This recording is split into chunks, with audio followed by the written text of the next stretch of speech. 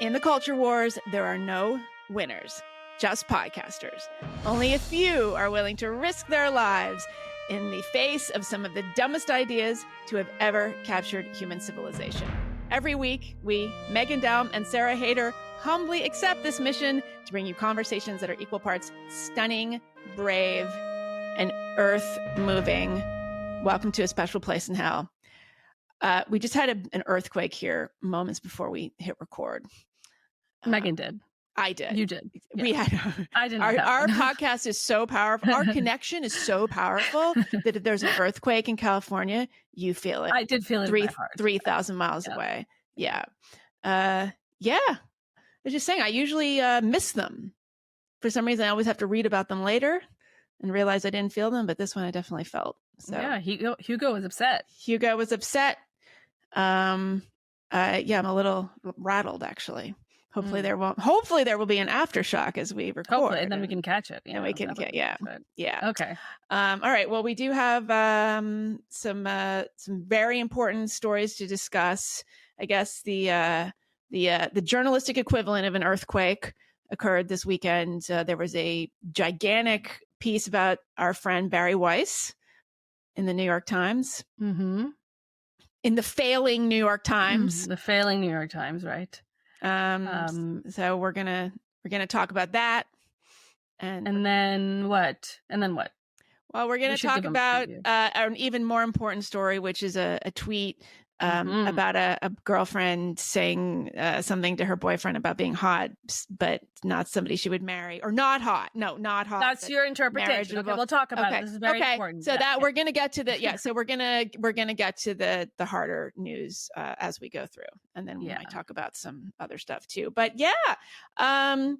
huge. I guess it was a magazine cover story about Bari, and I guess the question is it a hit job or a blow job?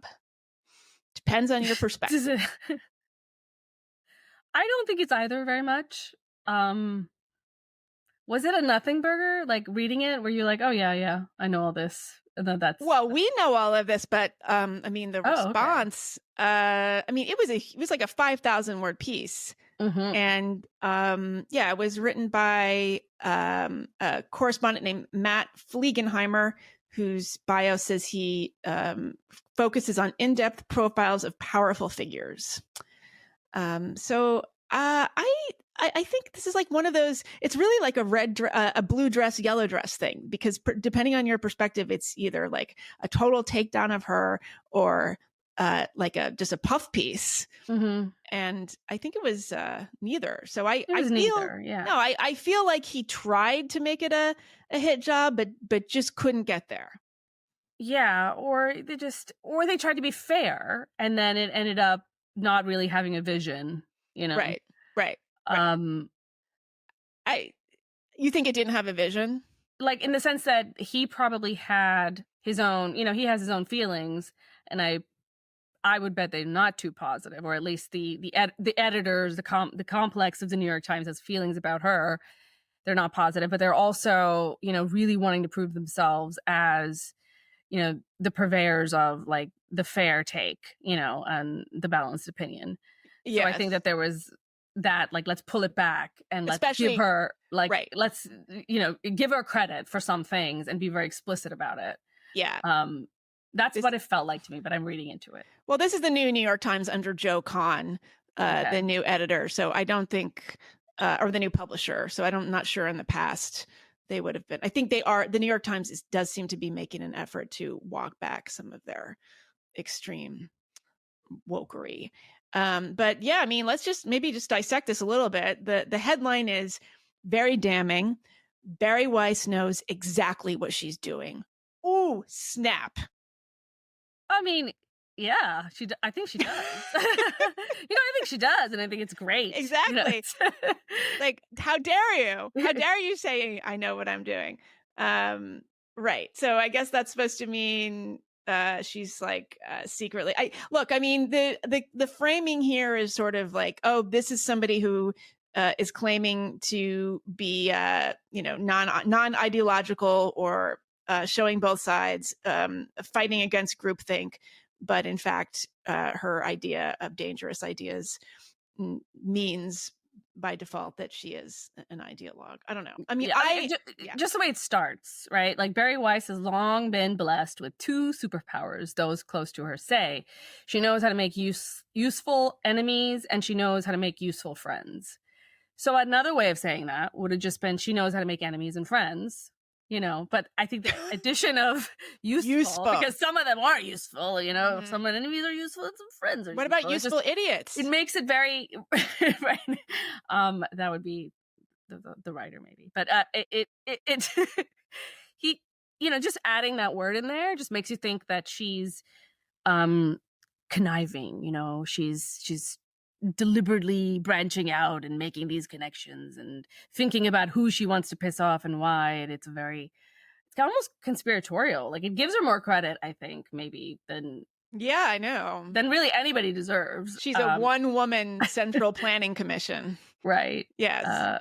Right. So, okay. I mean, it says she's okay. So Bari is 40. By the way, in case you just joined us on planet Earth, Bari is the founder of the Free Press, massively successful media platform, soon to be empire. And she was at the New York Times before that as an opinion writer and editor, and famously defected and called them all out as being slaves to Twitter. Okay, we know who she is. All right. Yeah. So I guess they talk about, she says she doesn't need to be, she says she was evicted from the media's cool kids table. That would be the mainstream media. But now she has created or at least created space at a cool kids table all her own, positioning herself as a teller of dangerous truths while becoming a kind of brand ambassador for the views and passions of her audience, which often seem to track neatly with her own. The elite universities have lost the plot, the legacy outlets have lost their minds, and Bari Weiss knows the way forward. Well, does she present herself as I know the way forward? I feel like she doesn't. I mean, it's implied, maybe, but I mean, she's earning the trust of her audience by pointing at things that they refuse to point at, but the legacy outlets refuse to pay much attention to. Mm-hmm. So you can't be surprised if then people do look to her as the way forward. I feel like I see this pattern happen over and over. Anything that is not the old way is by definition the way forward, or anything that's working that's not the old way is the way forward. So I don't know what that means exactly. I don't think that she's obviously an exceptional person in many ways and has extreme talents, communication talents and networking talents, but I don't see her as somebody who thinks she's some kind of prophet, like, at all. Yeah, there's a sense of like they're trying to create this kind of very, I mean, I don't want to say cynical, because I don't think they really paint her as cynical, but I think they paint her as somebody who has very deliberate plans. And I don't like that, because it hints at something nefarious, something insidious. And there was a part of the piece where they kind of talked about how like her effect, I guess, according to Christopher Rufo. And Rufo calls it the Free Press, a beautiful off-ramp for the kinds of former center leftists that he envisions pulling all the way to the right. Okay. What do you think about that? Well, is it a gateway drug? Is she pulling all the way to the right? So it's not an off-ramp to the center. I mean, it's funny because the off-ramp concept is coming up more and more, and I do think that it's a useful kind of metaphor, like giving people off-ramps, for instance, out of gender ideology, like safe off-ramps, so that they can express their views without being tarred as far right. What do you mean by that off-ramp? Like off-ramp as in a way to, it's like a guided path towards something more sane. Yeah, something a way to, like, if you are like your normal liberal mom and you've nodded along with gender stuff, for instance, and this is true of COVID and all kinds of other stuff. Let's just use that. You can, if there are a set of thinkers and writers and people who are, presenting information in a way that is not red meat, it's not trollish, it doesn't come across as super ideological. It's saying, here's the information, here's a set of, here's a world, here's some Substacks you can read, here's some podcasts you can listen to that will provide an off ramp into this nonsense, but into something that is palatable for your liberal friends. I mean, that's what I try to do on my podcast. That's, so the idea that she's actually, so this is an off ramp. It's actually an interchange to, it's going over into the far right. Maybe it's like one of those clover. Well, that's how I think clover things. Yes, right. Off ramp to the right. And well, I guess Rufo sees her that way as well. I mean, there has to be some truth to that, regardless of, I mean, they're painting it as if this is a deeply terrible thing, but of course it has to be. If she is indeed pulling from an audience of liberals, disaffected liberals, some of them are going to be shifting to the right. Where else are you going to go? If her primary audience was people from the right, like already from the right, then she would be an off ramp to the left, necessarily, by not meeting them exactly where they are. I guess so. I mean, it's sort of one of those things that's like, I think you can view it as like this very nefarious thing, but it's just a matter of positioning, and it would happen for anyone, so long as you place yourself in somewhere kind of a center, you're obviously going to be pulling people from one extreme closer to wherever you are. Yeah. You know what just like so bummed me out about this is that, like, I'm looking on Twitter, we obviously see people who are in our little bubble and they're reacting positively. But so I went on Facebook, which I try never to do. And I just see so many people, journalists, people from book publishing, people from the news business, just being apoplectic about this. I mean, grown men throwing temper tantrums. Saying they're going to cancel their New York Times subscriptions because New York Times is platforming fascist grifters. I mean, it's absolutely, it's so depressing. I mean, here, just a little bit. I'm not going to name, it doesn't matter. It's just people that I have like been at cocktail parties with. Okay. Let's see. Had somebody checked for plagiarism from the John Birch Society? Really? Yep. Let's see. Ex-Times employee lauded by current Times employee. Institutional infallibility apparently means never calling out a hiring error. Let's see. New York Times right now is worse than I've ever seen it. Sensibility incredibly strange. She's charming in person, like Ted Bundy. What? Yep. No. Right. And that's a sane person? That's a normal person? Like Ted Bundy? Yeah. I mean, these are like people who were professional journalists. Wow.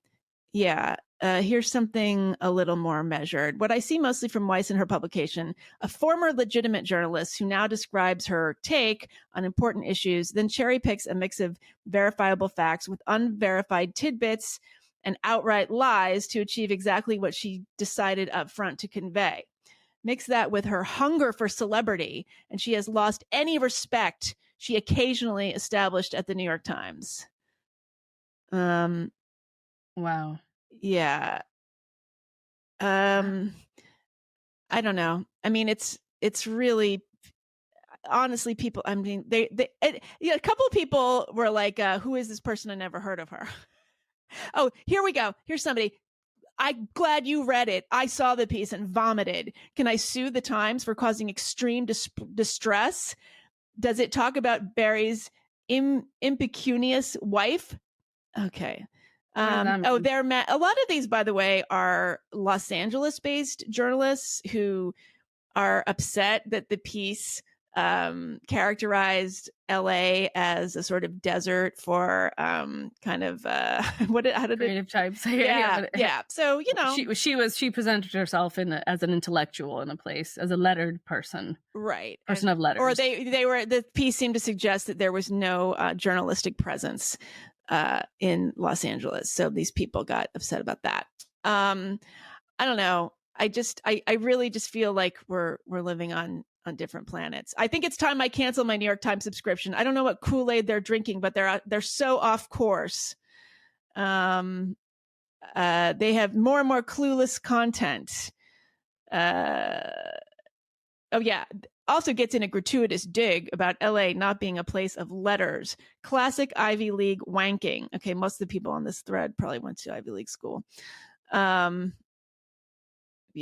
Well, I don't understand. Yeah. She sounds a little bit like a slightly less nutty Camille Paglia, who's apparently still alive but deservedly forgotten. What? That's mean. That's hurtful. Mm-hmm. That's yeah.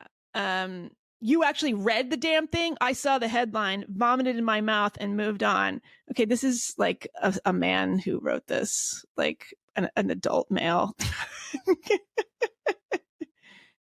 What is wrong with male writers? Well, it's women, you know too. What I mean? Yeah, it's women too, but like the men, it's especially gross when a mean girl comment comes from a dude. Yeah. Yeah. I scanned the article. She comes off as just another narcissist who's enjoying her 15 minutes of fame. Okay, that's real original. We've talked about this before, maybe, and I've written about this. The Bari Weiss derangement syndrome is its own thing. Mm-hmm. Yep. And also her stratospheric success is its own thing. I don't know that I have seen any individual succeed to this degree in my lifetime. Right. She left the New York Times in 2020 and didn't start the Free Press like immediately afterwards. She started a Substack and then turned that into the Free Press. So it's less than 4 years of her doing this work and creating this like incredible new media platform. Enough that New York Times, it warrants coverage at the New York Times. I think there's a lot of professional jealousy going around. Yes. That would never call it that, because I think if you are just very performatively disgusted by her, like ostracizing her from your little in-group, you also are able to push aside those feelings, but it's hard not to feel that at least some of this is, maybe that could have been me, but I have too much integrity, actually. I could never do it. I could have done it. I could have done it. Right. Yeah. Yeah. But I would never sell my soul like that. The piece ends, though, and this is why I didn't find it really as fair as I think it was trying to be, or trying to come off as, because in the end, it talks about, it mentions a scene of Bari giving a talk or something. She's on the stage and she is introducing like a debate contestants and or a discussion, I suppose. And she introduces Ann Coulter. Like, that's the last sentence. Is arguing in the affirmative, she says, is none other than Ann Coulter. And then it ends there. Mm-hmm. And it makes me think, like, I mean, there was a very deliberate way to end it, you know, like that's who she's ushering in. This is the person that she is off-ramping us onto. Okay. And by the way, I mean, this was their immigration debate back in April, I think. So yeah, Ann Coulter was one of the debaters. So was Sohrab Ahmari, Nick Gillespie, and Cenk Uygur, who's complete leftist. Yeah. So they left those guys out. Yep. I mean, and it's weird because I get so defensive about Bear. Like, I mean, I know, I'm friendly with her. I would say, I don't talk to her regularly. She's too busy to talk to anybody regularly, I can imagine. But I mean, when people attack her, it makes me really defensive on her behalf, and I really get like a bulldog, and I don't know what's going on. I'm obviously projecting something, like it's touching a nerve, because I'm not inclined to go to the mat like for everybody, other than Woody Allen, but it's like it makes me crazy. Yeah. And I don't know. Yeah. I have Bari Weiss like anti-defamation derangement syndrome. Yeah, I used to be like that for Sam Harris. Oh, that was the defamation, anti-defamation league I was a part of, and it was fun actually, in the sense that, one, I would take it personally every time somebody misconstrued something he said in this really terrible way.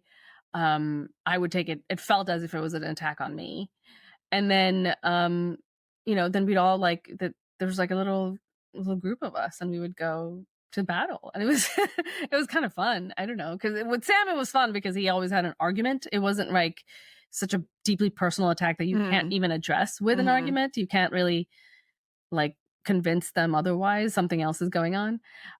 With Sam it was just fun, I felt. And he doesn't do that anymore. Now he's not even on Twitter anymore. So but like in real life I've gotten into fights with people. Oh yeah. Oh yeah. Yeah, I've gotten into real life fights about Sam Harris as well. But people that I no longer talk to. So are these still people that you are regularly engaging with? I would. I mean, I just try. I mean, they would be people that I would sort of run into various places, or I mean, some of the people quoted in the that I just quoted on this Facebook, they were people that I used to. That were sort of part of my social circles, maybe 10, 15 years ago. And it's like we live on different planets. And I know we say this a lot, but like, how did this happen? And are they like, what is deranging them? I mean, is it her? It's like, I mean, she's not only successful in building this publication, she started a university. Okay. Whatever you think of that. She started a university. She she published a book. She gets absolutely enormous speaking fees. They have the Free Press has a Netflix deal.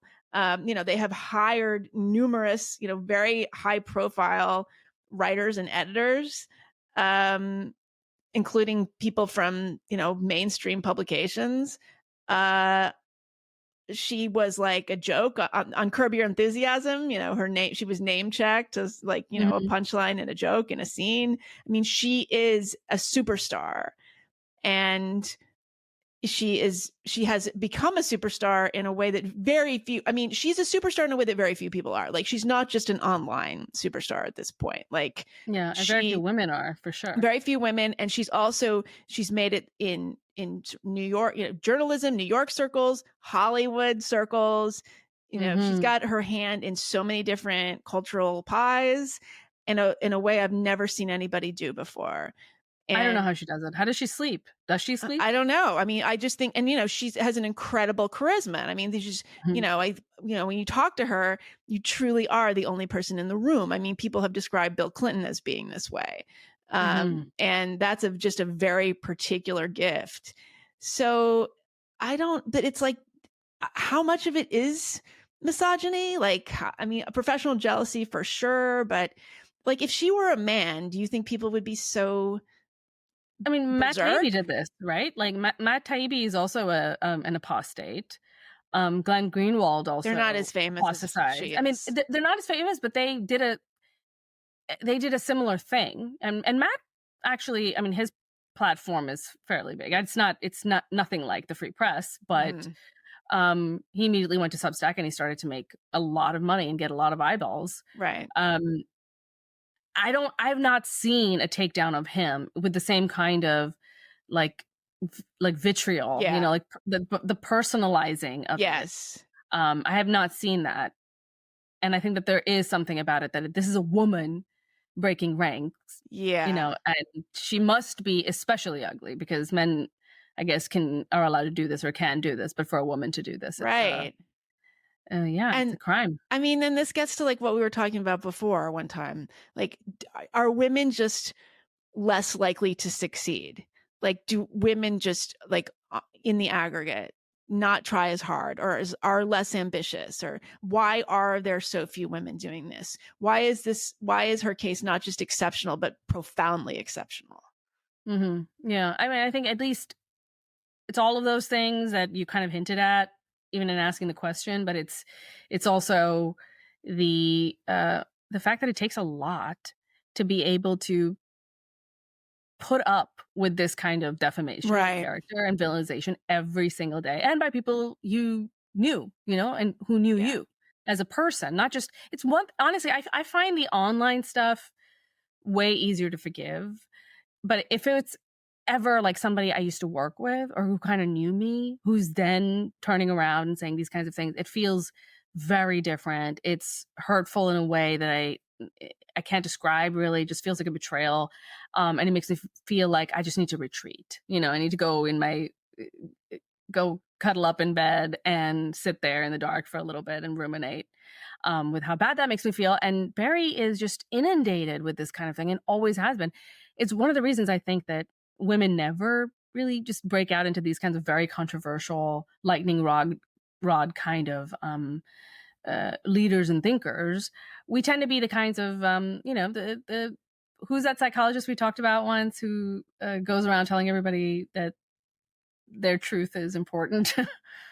You know what I'm talking about? Not Brene Brown. Brene Brown. Well, she's vulnerability. Yeah, but Brene Brown. Okay, but I guess this depends on your circles. Like, is Bari Weiss more famous than Brene Brown? In our world, yes, but maybe not like in the big picture. In our world, but not in the world. No, not in the world. Not in the world. The average normie knows about Brene Brown. But I happened to listen to something else recently, like maybe like a week ago. It was like a big think type of YouTube piece with all these pictures and Brene Brown narrating something, like giving a talk. And I remember thinking, what is she saying? Literally, she's saying nothing. You know what I mean? Like, there are no true claims being made here. I know. I want to like her. I want to like her so much. But she doesn't say anything. I know. She doesn't say anything. That's the key to life. That's the key to being like a woman. You say nothing. It's all emotion. It's kind of vaguely positive and vaguely empowering.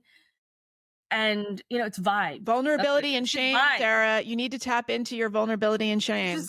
You need to just burrow down and own it and come out the other side. I don't know. Yeah, it's people fall for this. I mean, it's like emotion-based thinking. But so like, this is how you do it as a woman.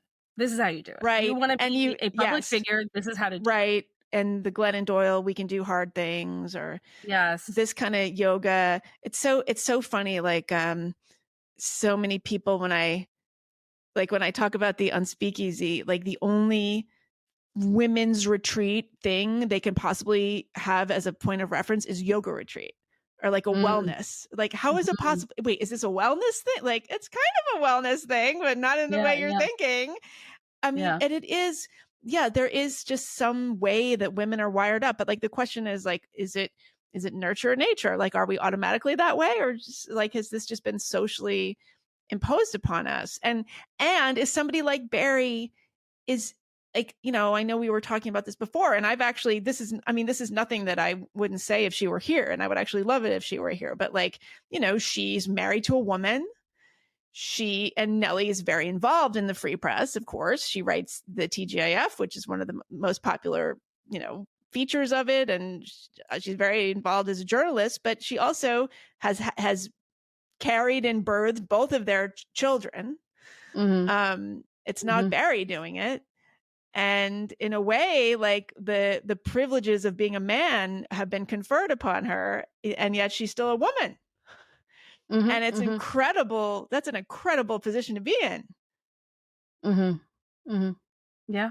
I think she's somebody unique. She has a unique psychology. There's something up with her brain. It's genetic. It has to be that she can break out of it, because I consider myself a pretty disagreeable woman as well. Like, as somebody who's more tolerant of being, just maligned in the public than the average woman, but I still could not imagine myself putting up with what Bari puts up with.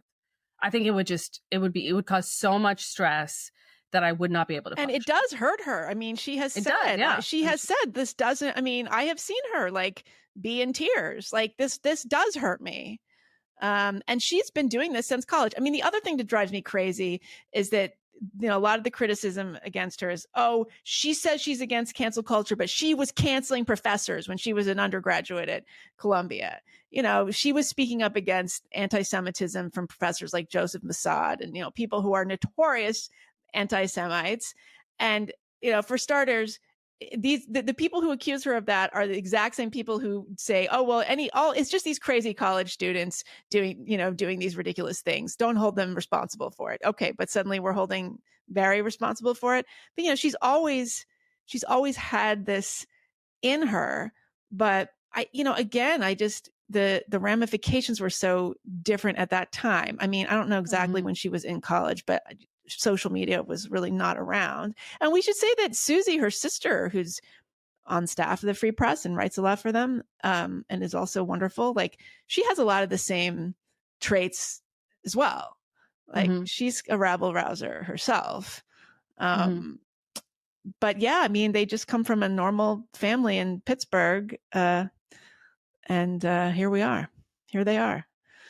So here they are, astounding us. I'm amazed by her. I think this reminds me of that book that I keep talking about, which we have to like get this woman, the writer, on the podcast or something. But it's called Warriors and Worriers.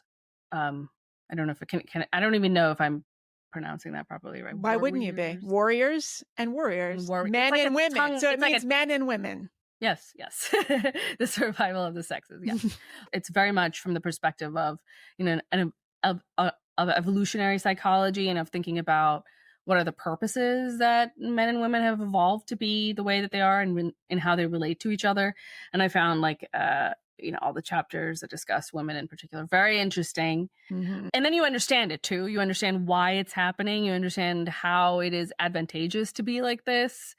But it is clearly the case that something genetic is there. And then on top of that, female socializing is a different animal, you know, and I think that is a big part of why, even if a woman like Bari exists, you know, somebody who is just abnormally, you know, tolerant of stress, like this kind of, you know, character defamation in a way that an average woman might not be, even if she comes up, her friends, her colleagues, female friends are going to create an environment in which she actually has a harder time coming up out of that environment and surviving than a man would, because she is being graded differently by the females around her. I mean, it's interesting. I think one of the points, I can't remember if this was in the piece or this was part of the reaction, like, you know, the accusation that the observation that she surrounds herself with powerful men, you know, billionaire men, Mark Cuban and Peter Thiel and Frank Luntz and people like that. I mean, for one thing, there are not as many billionaire women out there for her to get mentored by and funded by. Okay. But I wonder what that's about too. Like, are there women out there that don't want to deal with her because there's like a competitiveness? I mean, she certainly has a lot of women who look up to her and support her, but I don't know. It's so complicated. This is why women don't get ahead, because there are so many of these unspoken bat signal kind of, you know, social, emotional labor costs that go on. Yeah. And they're not really surmountable. And the way out of it, though, is to just socialize with men and not with women at all. You know? But can you do it if you are a mother? I mean, she's a mother, but she's got another woman in the house also. She's got a wife. I mean, here's the other thing, is it is very hard to succeed at anything if you don't have somebody at home taking care of everything at home, supporting you, even helping you. I mean, the number of like, this is my latest bugaboo, like the number of people I see who are like YouTube creators and doing really well on Substack or places like that, independent creators, they almost always have like their wife as their producer, or their wife is their video editor. Their wife is their communications director, doing their social media, like doing all that. It's like, aha, I get it.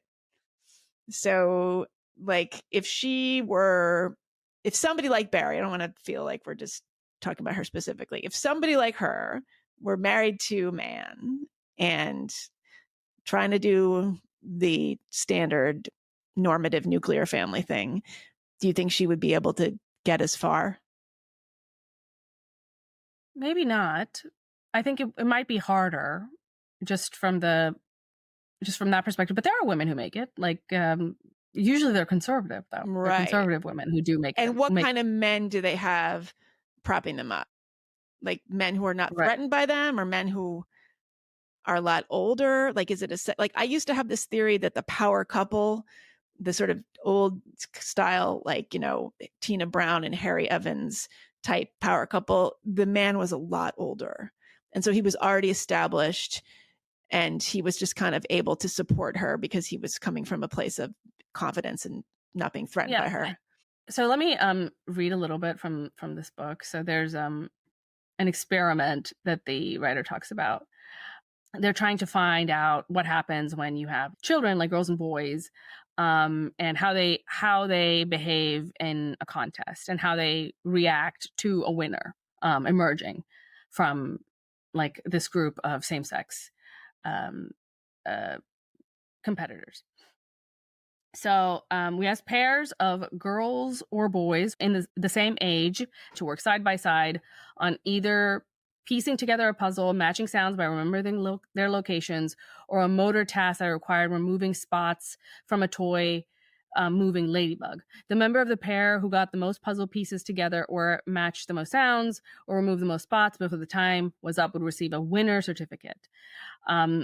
Barrier separated the two children while they worked. When the time was up, the barrier was lifted. Then the experimenter carefully counted the pieces, blah, blah, blah, announced the winner, wrote the winner's name slowly on a certificate, and with great fanfare presented the prize. Videoshapes later showed what happened. Girls and boys worked equally hard and did equally well at their tasks. As before, however, there was another study before I didn't mention. Observers' ratings show that the girls looked a lot less comfortable than the boys, especially after the winner received the prize. In fact, the winner looked anxious, while the loser looked mad. The winning boy, in contrast, appeared to be pleased with himself. And so the thing that they're getting to in this chapter is that girls have a very powerful discomfort with being seen as superior to another girl, like because they kind of recognize that this is a dangerous position to be in a female social circle, and they start finding ways to like to take away from their win, and to say that they had help, other people did it for them, or they got lucky. And that's not what the boys are doing. It was a team effort. I'm a king, Yeah. But then, okay, that's what they say publicly. But then there's a whole behind the scenes thing where you're the winner. You're the queen. You're the winner, but you also know, I actually think that women do internalize these. Like there's a mask and there's you, but also it kind of has to feed into itself, because you're not very good at lying if you don't really believe your own lies. And I think women are more likely to believe their own in order to just be successful at this. And anyway, there's all these studies. They talk about how women especially don't like female bosses, who are by definition successful in competition and can act like they're superior, which is not a thing that women tolerate.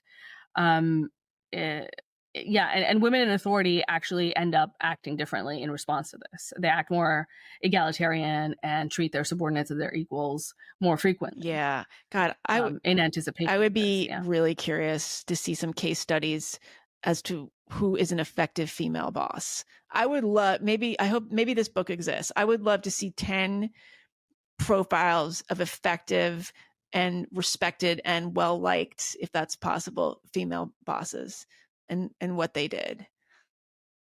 Do you think maybe they can be, but it has to be with men. Yeah, that's liked by women, by women subordinates. Okay. Liked by women. Right. Well, I think women are naturally egalitarian. That was sort of the big picture of this book paints. There's the warriors and worriers dichotomy, but there's also what they prefer in their social networks. Men are comfortable with hierarchies. They enjoy competition, explicit competition. Yeah.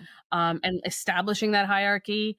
and women do not like that. They're egalitarian by nature. Girls, I mean, even from a really young age, girls establish and enforce equality amongst each other. And of course, if you are a talented girl, if you are somebody who can be like a Bari Weiss, like you can really make something of yourself. I would be, if I were her, I would be way more nervous around other women. So it doesn't surprise me that she's spending time with lots of men as her mentors. Yeah. Oh man. I mean, I wonder if there's a way. Yeah, like it's not even enough. It's like, okay, well, say there were a bunch of women who really looked up to their boss. They wanted to be like her. She was a role model. But that's not even going to do it. Like, yeah, well, I think there's I don't know if women are good at following in that way, you know, and subordinating themselves to another woman, in a very explicit sense, the way that a mentorship, you know, back and forth, like that relationship requires. It requires you to say, you are better than me, you know more than me, and I'm gonna subordinate myself to you. And I think that might be more uncomfortable position for women to take, and for women, like for both women, right? Both for the woman at the top and for the woman who's this potential mentee. And I think we just don't see this we just don't see it. It's really hard. And I can hear all the, like, you know, feminist journalist types saying, well, that's patriarchy. What you have just described is patriarchy. But it's so much deeper than young girls.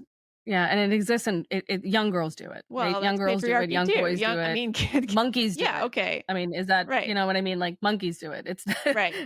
There are aspects of this that we see in primates. Yeah. And we haven't shifted too much further. I mean, patriarchy has sort of mapped itself on to these pre-existing inclinations, but it plays off. These things play off of each other. But yeah, I don't agree with the patriarchy definition, you know, as it's commonly understood. I don't think it is sensical. It doesn't make any sense to me. I think patriarchy is kind of an inevitable consequence. And by patriarchy, I don't mean men are amazing. I mean that most leadership positions or positions of authority and prestige are occupied by men. That's not to say women can't. It's impossible. It's not to say it's impossible. Just that majority of them are occupied by men. And I think that is just it is an inevitable consequence of our biology. You don't even need anything else. You know, you don't even need any other kind of intervention to make this a real, like, not just a possibility, but a probability, maybe even an inevitability. I think it is an inevitability based on how we just behave around each other. Yeah. But right. The question is, can it be socially engineered away? Not if you can get men to, if you can cripple men, and you can. So yes, I mean, truly, what we've been doing the last 20 years. Yeah. Okay, we've been doing it. Yeah, we're doing it. Yeah, we're done with the patriarchy because the boys are hobbled and they don't, you know, they can barely read and write. So well done. No worries. Yeah, we've done it. All right, check that off. Okay, well, that was a Bari Weiss piece. Anyway, I'm a fan. I hope she continues to succeed. Shows the way. And I'm never going on Facebook again. Well, I don't know. I can't do it either. It's so everything terrible. Is like a suffering animal. I feel like everything I see is like, this half dead dog was just found, like, tied up to a fire hydrant. Anybody recognize it? Like, I don't. It seems like it's all I ever see. That and I threw up in my mouth, and I'm a 60-year-old former newspaper editor, and I'm throwing up in my mouth. That's an embarrassing thing to say. Bari Weiss. That's an embarrassing thing to say, honestly. Like, maybe the right way to handle this is not just to be appalled. Like, I think I am actually just disgusted, and I think that they're pathetic, and it's uncool, you know? Like, it's not even mean. It's embarrassing. Well, it's honestly embarrassing. It's stupid. But do you get into it with them? Because I don't fight with people about this stuff because I really try to take the high road, but then it's like, I don't take the high road. I don't take the low road. I know I disappear. I unfriend. You get in fights with people. I mean, this is why I have no Twitter followers, because I just back away. Public Twitter friends. Yeah. But I mean, it's sort of the Facebook private person I used to know, and I'm not going to push back. I'm not going to have this like private fight with them that's going to go nowhere. I'm not going to convince them. It's a waste of my time. I'd rather just end the relationship. I think I end up doing that a lot more often. And that's why it's one strategy. I know. I just don't want my whole life to be about this stuff. I just don't. It just sucks. I really want to have normal interactions. Anyway. By normies. You need to get out of the intellectual space. I know, I do. I have my dog park friends. Yeah, it still comes up sometimes. Dog park friends. Still comes up. I'm just like, like, oh my God, you guys, I'm vibing Kamala so hard. I'm just like, I'm going to pick up some poop now. I'm going to go pick up some poop. Okay. Yep. Yeah. I mean, I would in the real, depending on the situation, for most of my real life friends, I more or less say what's on my mind, but I just don't linger on it too much because that's not why I value the relationship. So it's easy to let it go. I will fight about it though with like my intellectual, like intelligentsia friends. Those guys, yeah, like let's yeah. Well, they would expect nothing less. 5 days, right. Yeah. Yeah. All right. Well, we're going to move on to an extremely intellectual subject, and that is, according to my notes, tweet about girlfriend saying not hot, would marry. So we disagree on what the tweet even said. Sorry. Okay. Right? This is okay. Let me read it. So let me read it. So this is actually a Reddit post that then somebody shared it on Twitter, and then it became its own thing and ruled the discourse for a couple of days. But this is from a sub that's called "R True Off My Chest." And this is where people are like confessing. This is where people should write about regretting that they had a child. Their Perfect. Kids, exactly. I think, so this is what the post is called. I think I destroyed our relationship trying to compliment my boyfriend. Okay. My boyfriend and I are both 28 years old and together for 2.5 years.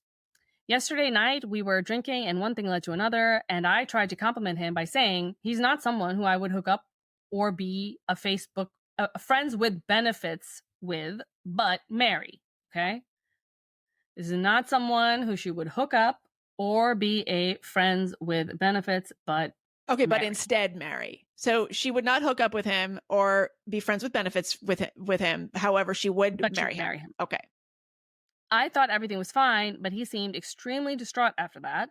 I realized how he understood it and tried to clarify it, but he is still the same this morning. He told me he needs space to think for a while and left the house.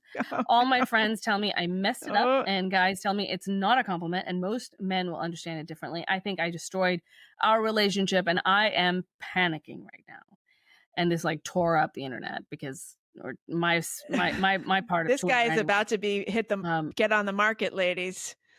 Get ready. I mean, he's your next boyfriend. There was a lot of men saying, like women just have no understanding of men at all. Like they have no idea how a man would construe something like that. And there's no way to see this as a good thing. You and I talked about it a little bit the other day. And how did you feel about it? If somebody said this to you, how would you? Well, but I mean, I think this is one of the big questions around this. Like, is it, if it was going the other way to a woman, if he was to say, oh, you're not the kind of girl I would hook up with, but you're the kind of girl I would marry, is that offensive? Is it offensive to you? He would not hook up with you. He would not be friends with you. I mean, if the implication was, you're so great that I wouldn't want to waste you. I wouldn't want to, sully the water. I would not. Yeah, I would not. I mean, if the implication, you would put him. I think the problem is this is so interesting because, like, I guess the implication is like if he's with you at all, he must think you're hot. Okay, so a woman is not going to get offended by this because, arguably, because for him to be with her in any way, he must be attracted to her. So, so even if he says, I wouldn't hook up with you, the fact that he has anything to do with her at all, especially being willing to marry her, he's still attracted to her. However, we know that women often, you know, have different criteria. So they might choose a partner who they don't necessarily find that attractive. They're perhaps more pragmatic about it. But if they think he'd be a good provider, they will hook up with him, even if he's not like the Chad, to end all Chads. So, and in fact, like they're advised to do this. I mean, it's probably like a pretty good mating strategy. So yes, I think given by the same kind of incels, by the way, the same kind of like incel dudes will say like, girls only want a Chad. Yes. They don't want me, even though I'm a nice guy. It's like, that's exactly what you're asking for. You're asking for a woman who would not hook up with you. She doesn't find you that attractive, but she enjoys you for other things so much. Like she enjoys your personality, whatever, finds you to be a good partner, and would, you know, have unenthusiastic sex with you for the rest of your life. Like I can only, what if it was like, come on, you're the kind of guy that I can enjoy sex with only if I keep my eyes closed the entire time. Would that be a problem? I think for guys it would, but from a woman's perspective, I don't think it's. I mean, they're men are not beautiful, like usually. You know, they're not that physically appealing, and women are not that. It's not that important to women, or it's not that important to me. I will say, like, it's not that important to me that there has to be chemistry. I mean, you can have chemistry with somebody who's not objectively attractive. But okay, no, see, but this is what we were talking about the other day. So how is this different from somebody saying, I'm with you? It's so funny that we're together because you're not my type, actually. Like that's sort of the classic negging kind of just sort of mess that people get into. I mean, I have heard that going both ways. I have heard of men saying that to women, like, oh, this is how amazing you are because I still like you and I'm still going to marry you or whatever, even though you're not my physical type. That would be a blow. So how is that different? I've gotten that. And I actually don't think it's a blow. For me, it wouldn't be. It would be maybe a little annoying thing for him to say. And I would wish he hadn't said it, you know? But I don't think it would destroy me because ultimately I want to be the girl that gets married.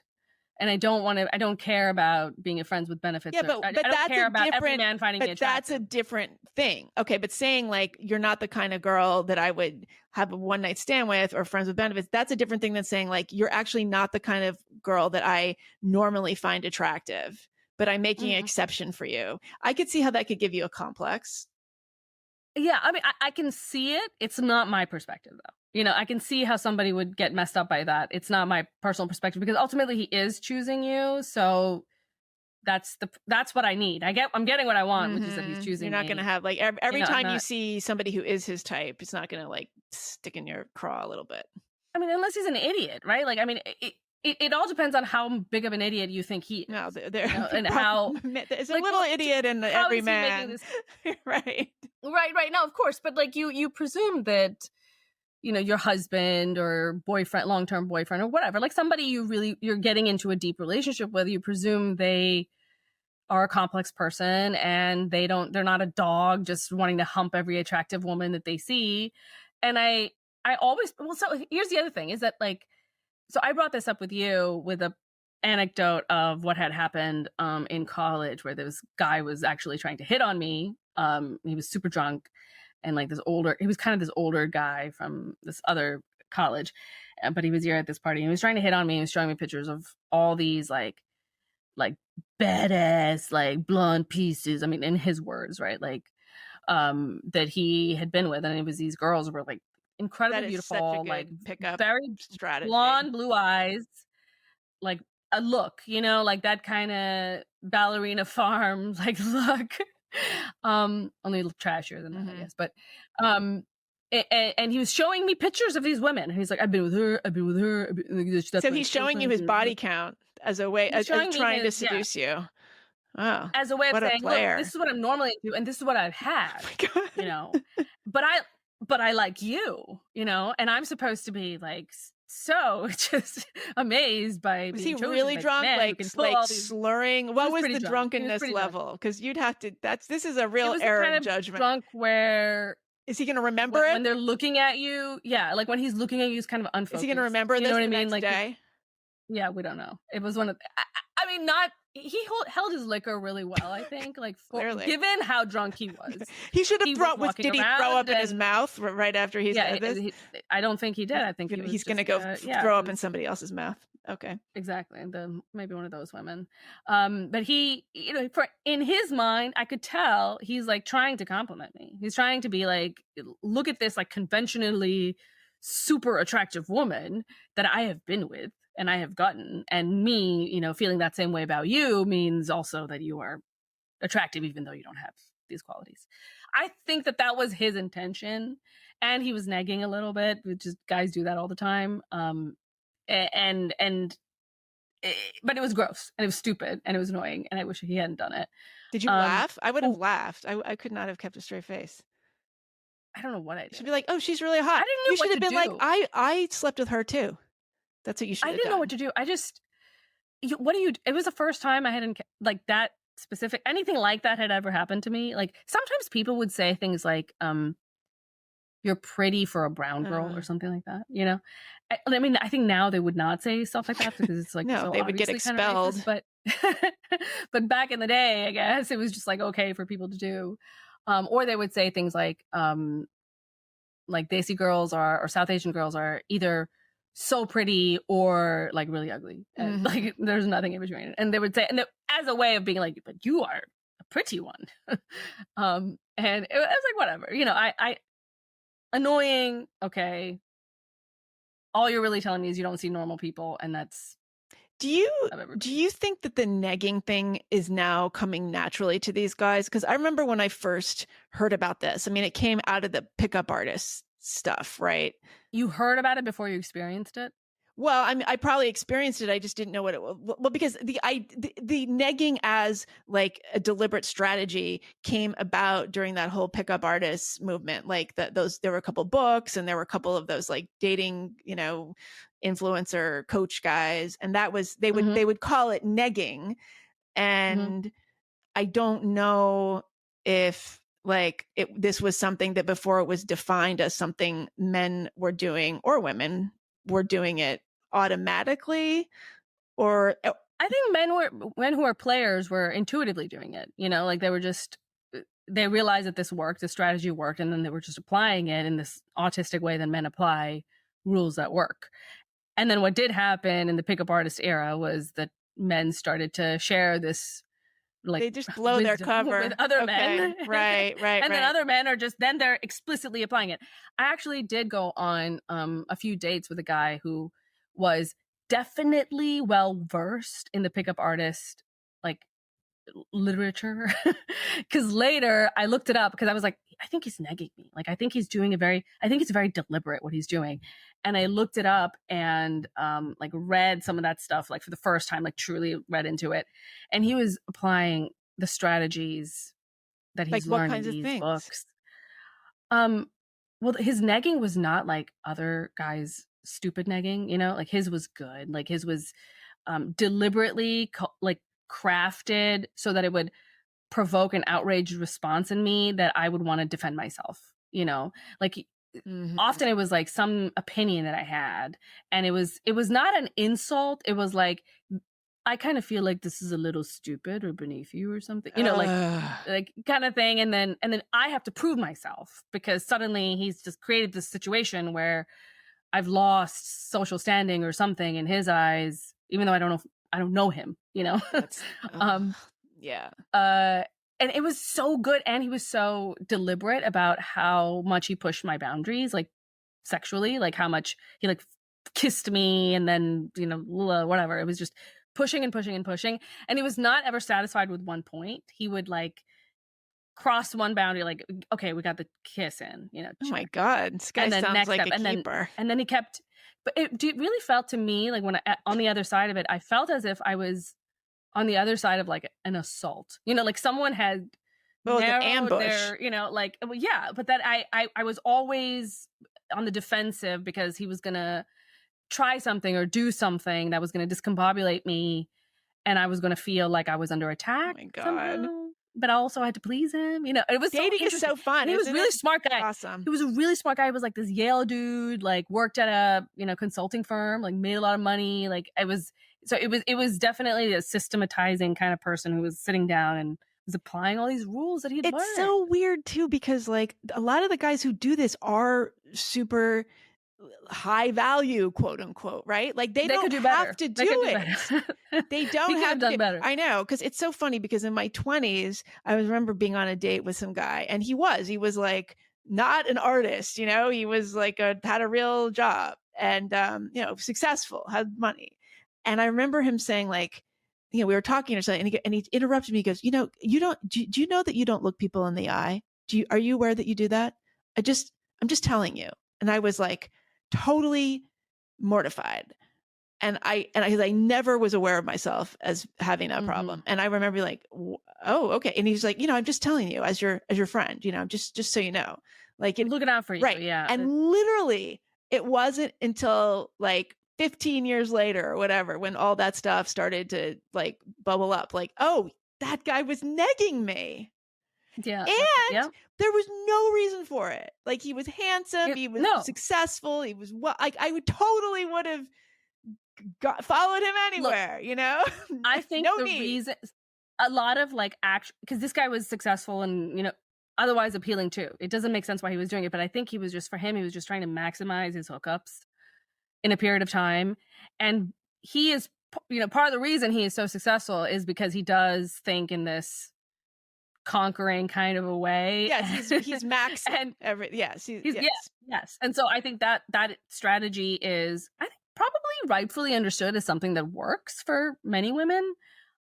But I think for smart women, it doesn't go too far. Like for me, there was a point where I realized he's doing something. Like he's playing some kind of psychological game with me, and I cannot see him again because I don't want to be a part of. It's so boring. You know, the life. If I caught anybody doing that for 15 seconds, I would just shut it down. It's now I would. If I saw it now, I would do it. But this is when I was like, you know, right out of college, and I had no idea what like the dating world was really like.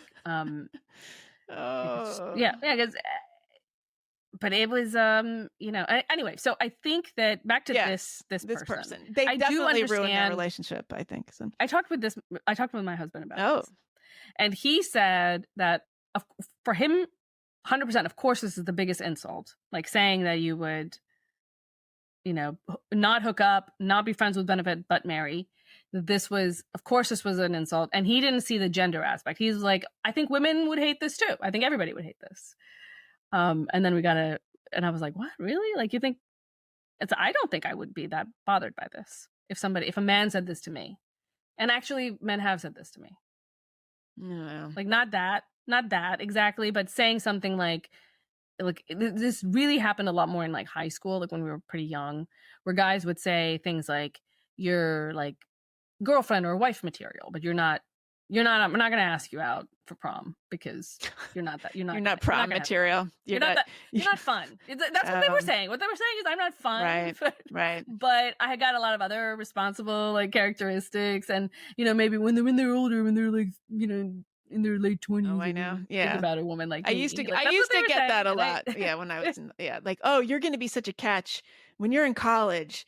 Or when you're gonna and I was like, well, actually, you don't. I end up going to a college with hardly any men, so that was a misfire on my part. But yeah, yeah. Well, it's never too late. I go back to college now. Yeah, maybe I should just. This would be a good premise for a movie. I should like go to, you know, some very male heavy. No colleges have any men though anymore, right? So that's right. I should go to like West Point. Or I should go to an all men's college. This is what I'm going to do. Yes, I think there are some still, but I'm going to say, okay, you know what? It's discrimination if you don't let me in, because I'm going to go because I really want to find a boyfriend. I mean, I know I'm like in my 50s and stuff, but you know, why not? Guys like that. Guys would be open-minded about that. Yeah, they would be, actually. They do. They would hook up with, well, this is the thing, that they would hook up with just about anybody. Yeah. So it's not a compliment. Like when a guy is hooking up with you, it's not a compliment. Not. You should not take it personally. If he's hooking up with you, don't flatter yourself. You'd be like, yeah. I'm usually really into like women in their 20s, but I can make an exception for you. Right. Like, I mean, it's just, it means nothing. It means nothing when a guy hooks up. Is okay with hooking up with you. And the friends with benefits thing, there are contexts in which I think that's okay and not an insult. But I think that just as a general approach, if a guy is not wanting to lock you down as a girlfriend, it's kind of an insult. You know what I mean? Like with the friends with benefits thing, it's like, maybe I'm screwing other guys and he doesn't care. Mm-hmm. And if he doesn't care, he doesn't like me that much. Mm-hmm. Yeah. You know what I mean? Like when a guy is really, really into you, they're not going to share you. No, and they're not going to risk that somebody else is going to swipe you up. And so the way that I saw this was like that you would not want to not just waste this person in this way, but use this person in this way, because they're somebody that you just want to immediately be with, forever. That's how great you are. That's the compliment. I saw it as a compliment. I understood how she was seeing it as a compliment, how she could have imagined that this would be a compliment. I can also see, however, that from a male's perspective. So what's going to happen? They just want to be hot. They want to be hot. Is there a follow-up? Do we know what happened? Did he come back? How long ago was this? It blew up the internet. I would never say this to a guy. I mean, I don't know. Women need to I don't know. Just don't speak. Somebody needs to give them. Women should just not talk at all. Men are not like you. The first thing is guys don't think like you. That's number one. Okay. Now after that point, just observe how he behaves, and you'll start to get it. But I think both sexes make a mistake when they presume. I know. How many guys do you think's like, I went on a date with this girl and she talked so much. I just loved it. I loved it. She talked the entire time and I had such an amazing time. That has said no man ever. No woman has said this ever too, though. You know what they love though? So like if you're a journalist, if you interview them, if you interview them on the, like if you actually ask them a bunch of questions and they talk the whole time, that it is the best date they've ever been on. If even if the woman says nothing, it's fantastic. Yeah. So are you really good at this? I'm very good. I know how to give somebody else like the best. They will not have a bad time. Because they will be talking about themselves the whole time. But there will only be one.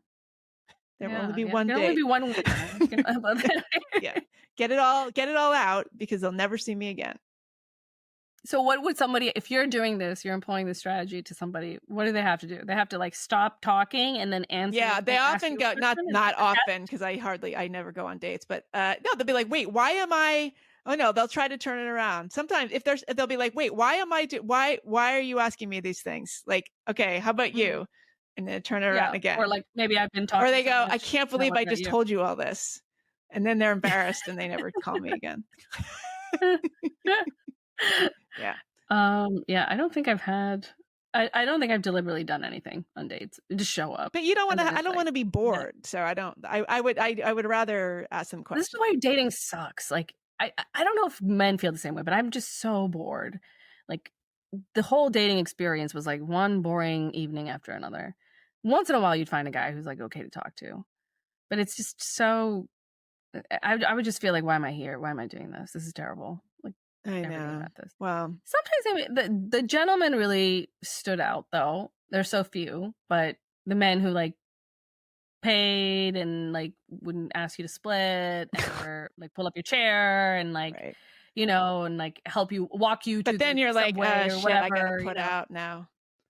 No, I'm just kidding. It's true that I did feel not that I had to put out, but that I have to do him the courtesy of another date. Oh, I see. Like because I know, but then you feel that right. It's like yes, I have spent a lot of time thinking, oh God, how am I going to get out of this? He thinks I'm having a great time, but I'm not. So now I'm going to have to, let him down. Anyway. I don't know how men. Not that this is like, I don't know how men it's terrible. Like, deal with dating. It's terrible. I feel terrible for them. Yeah. Yeah. Anyway, well, okay. So this girl, I would like some follow up. Keep an eye on that Reddit thread because I want to know if they patch this up. They might need to go to some couples therapy.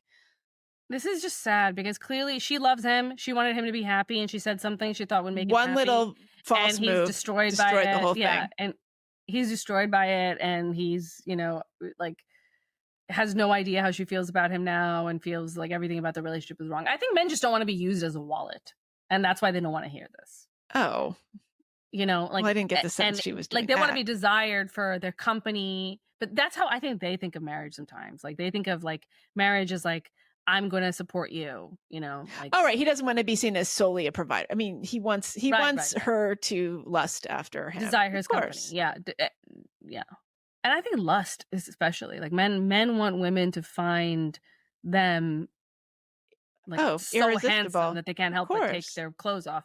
Handsome in particular, though. I just think it's crazy. I think that's crazy because that's a failure of getting into the mind of a woman.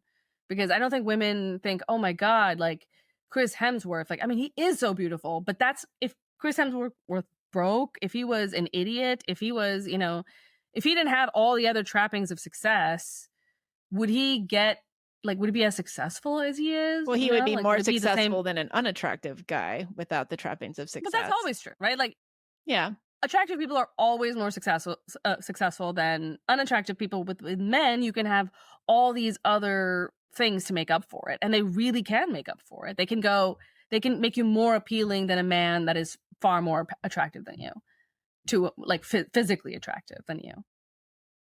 I don't know. But men just don't. I don't think. You don't think so? I mean, I don't know. I just don't. I'm not in the dating world in this way. I'm not surrounded by single people. I don't think about having this. to choose between a super sexy guy and a super. I mean, there's just so many weird reasons that people find somebody attractive, and you know. The thing that I found weird about this is, for me, and why I shouldn't be talking about this at all, is because I actually don't know the distinction that she's talking about.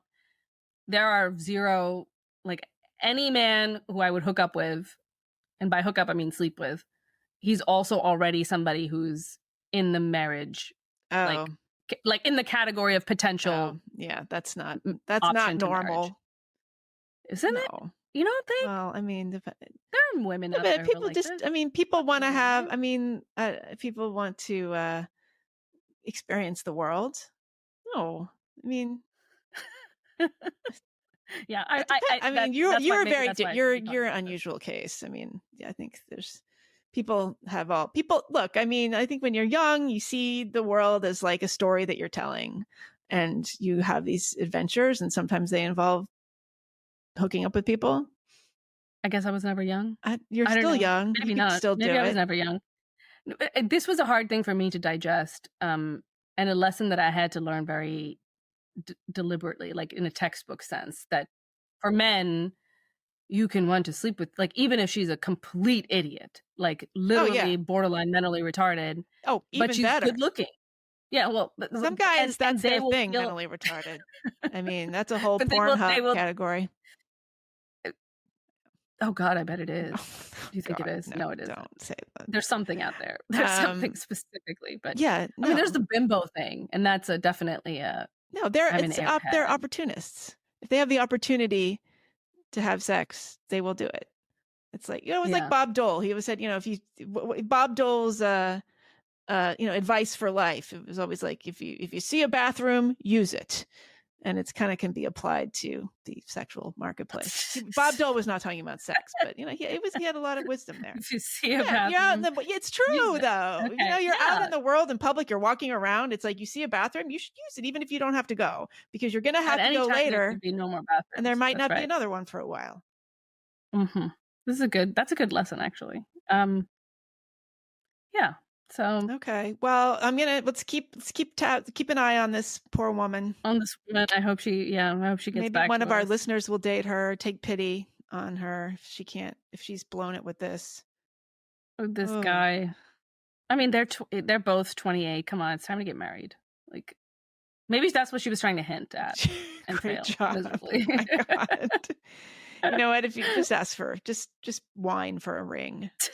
Rather than do that, right? Like, did you see, by the way, the woman in the Olympics who runner proposed to her boyfriend? Yeah, she was French. But she proposed. That is so there. French. Did you see it? I saw a little clip of it. That is. Yeah, she got on one knee. She won the race, or did she finish the race? No, she was like fourth. So she was fourth.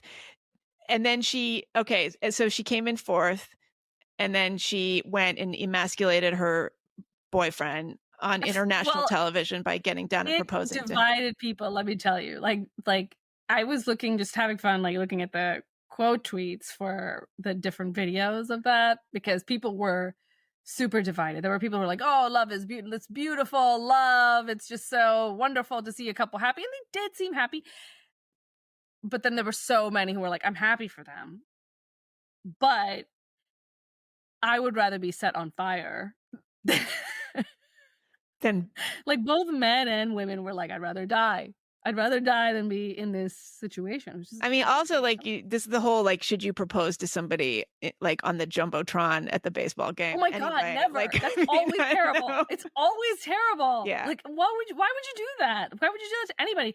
If somebody had done this to me publicly in that way, I might say no, just because why would you do it to me in this way? Like, why would you, make it a public I don't know. thing, maybe the French pressure. Are different. She should have lit a cigarette. She should have finished her race. She got lit a cigarette on one down. knee. She said, she did the knee thing. She doesn't. And he was she's like, French. She's not going to abide by these rules. It's just they probably have separate lovers. They probably have a whole system, and we're just imposing our puritanical American values on this to do what she wants. They did seem genuine. He seemed happy. He didn't seem embarrassed. You don't know anybody where the woman has proposed to the man? I know a couple examples. Oh, that's fine. Okay. I don't think that's fine. That's not fine, actually. It's not fine. Okay. Well, I mean, it's not the ideal situation. It's not the ideal situation, in my opinion, for sure. Publicly is different, though, because I think she should recognize that it is kind of emasculating, and even if he doesn't see it that way, a lot of other people will see it that way for him. And I think from that perspective, maybe she was mad at him. Maybe they were having a huge fight and this was like the meanest thing she could think of to do. She was genuinely happy. She's high. Obviously, she was drunk on endorphins.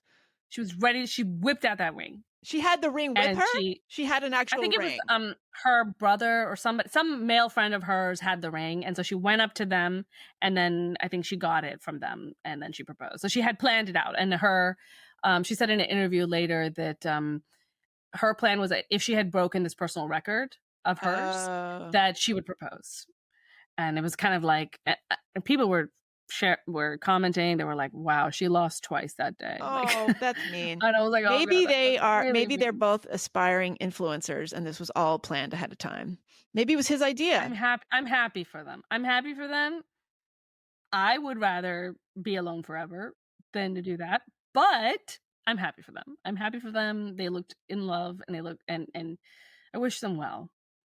But yeah, I would rather be alone, frankly. If it had to come to that. Well, I mean, just other people were sharing it. They were like, why can't she just be normal? Why can't she just pretend to have a pregnancy scare or something? If she should finish the race and be like, honey, she should whip out a pregnancy test. Be like, look, 2 lines. Yeah, time for you to There propose. You go.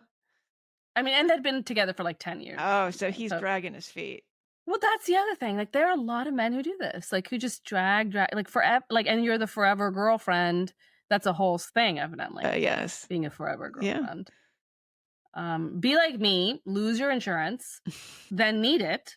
That's because of a health scare, and then you get really married, romantic, so that you can have their insurance. Yeah, that's why my parents stayed married. My parents never got divorced because of health insurance. So, really, yeah.